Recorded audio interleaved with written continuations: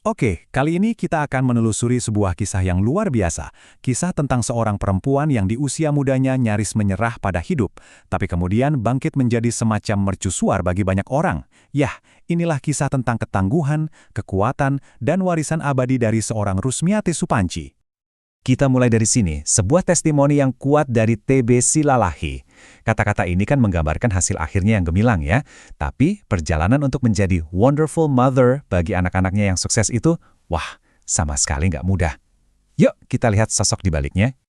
Nah ini dia Rusmiati Supandji saat usianya 60 tahun.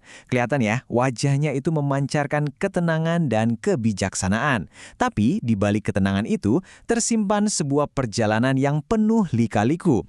Untuk itu kita perlu kembali jauh ke masa mudanya. Kisah Rusmiati ini benar-benar jadi bukti nyata kalau kesulitan yang paling berat sekalipun itu bukanlah akhir dari segalanya.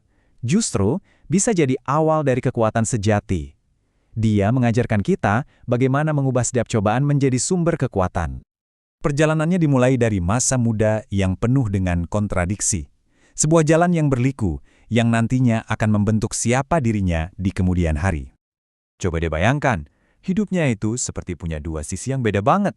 Di luar rumah, di sekolah, Rusmiati itu seorang bintang. Atlet yang hebat, juara bulu tangkis yang menemukan kebebasan dan kegembiraan. Tapi, begitu pintu rumah tertutup, dunianya langsung berubah 180 derajat. Dia dibebani pekerjaan rumah yang gak ada habisnya, dan yang lebih berat, tekanan batin dari ibu tirinya.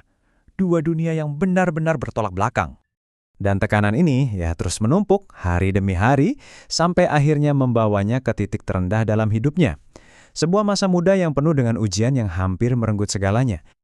Beban yang dia pikul itu udah berat banget, sampai-sampai dia merencanakan sesuatu yang mengerikan, sebuah jalan pintas. Rasa putus asa mendorongnya ke tepi jurang, di mana satu-satunya jalan keluar yang ia lihat adalah dengan mengakhiri semuanya. Rencananya itu membawanya ke Tunjungan, pusat keramaian di Surabaya. Di sana, di tengah hiruk-pikuk, dia menunggu tram listrik yang bising, bukan untuk pulang, tapi untuk menjadikan deru tram itu sebagai akhir dari penderitaannya. Tapi takdir berkata lain, di puncak keputusasaannya, Tante Tas menemukannya. Bukan dengan omelan atau nasihat, tapi dengan kebaikan yang sederhana. Tante Tas memberinya hadiah yang paling berharga saat itu, telinga yang mau mendengarkan, dan hati yang penuh kasih.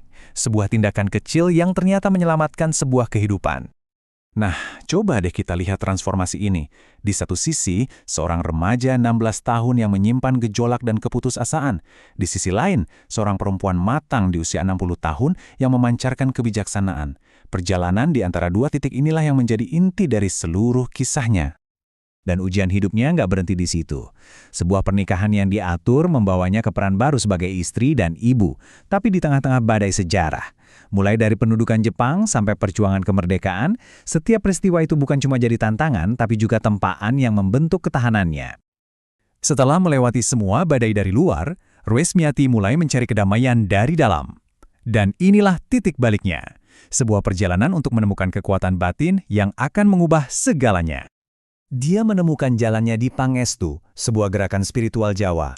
Dan gambar sederhana ini, yang kelihatannya seperti buatan anak-anak, justru menangkap esensi filosofinya dengan sempurna, bahwa kebenaran spiritual yang mendalam seringkali ditemukan dalam kesederhanaan. Inilah yang menjadi peta jalan menuju kekuatan barunya. Inilah 8 pilar kekuatannya: jujur, sabar, menerima, rela, percaya, sadar, taat, dan budi luhur. Ini bukan cuma daftar kata-kata biasa ya. Ini adalah prinsip hidup yang benar-benar dia pegang teguh, yang memberinya kerangka untuk menghadapi setiap kesulitan dengan hati yang lapang. Kutipan dari proses inisiasinya di Pangestu, ini benar-benar menangkap esensi transformasinya. Ini seperti pengingat ya, bahwa di tengah kesibukan dunia, kita harus berhenti sejenak untuk minum dari sumber spiritual kita, sumber ketenangan yang gak akan pernah habis. Dengan kekuatan batin yang baru ia temukan, Rusmiati nggak lagi cuma sekedar bertahan. Dia mulai bergerak keluar, mendedikasikan hidupnya untuk membangun komunitas dan mengangkat orang-orang di sekelilingnya. Fondasi dari semua pengabdiannya dimulai dari rumah. Di sini, dalam perannya yang paling dasar sebagai seorang ibu, ia menanamkan benih-benih kebajikan yang sama yang telah menyelamatkan hidupnya. Keluarga adalah ladang pertama dari warisannya. Lalu pengabdiannya meluas. Dia menjadi semacam pembawa obor spiritual, ikut mendirikan cabang-cabang Pangestu, dan berkeliling Jawa Tengah. Misinya adalah menyebarkan kedamaian batin yang telah ia temukan kepada mereka yang mungkin masih mencarinya. Ketenangan batinnya bahkan menjadi modal di dunia bisnis. Sebagai seorang direktur, ia membawa keindahan kerajinan tangan Indonesia ke panggung dunia, dari Amerika sampai Eropa. Dia bukan cuma menjual produk, tapi juga menjadi duta bagi budaya dan martabat bangsanya. Dan komitmennya pada pelayanan sosial terukir dalam angka ini. Lebih dari 18 tahun, bukan waktu yang sebentar loh. Lebih dari 18 tahun, ia memimpin gabungan organisasi wanita. Ini jadi bukti dedikasinya yang luar biasa untuk pemberdayaan perempuan. Jadi, seorang ibu, pemimpin spiritual, pengusaha sekaligus aktivis sosial. Sekarang, yuk kita lihat gimana semua peran ini menyatu, membentuk sebuah warisan yang tak lekang oleh waktu.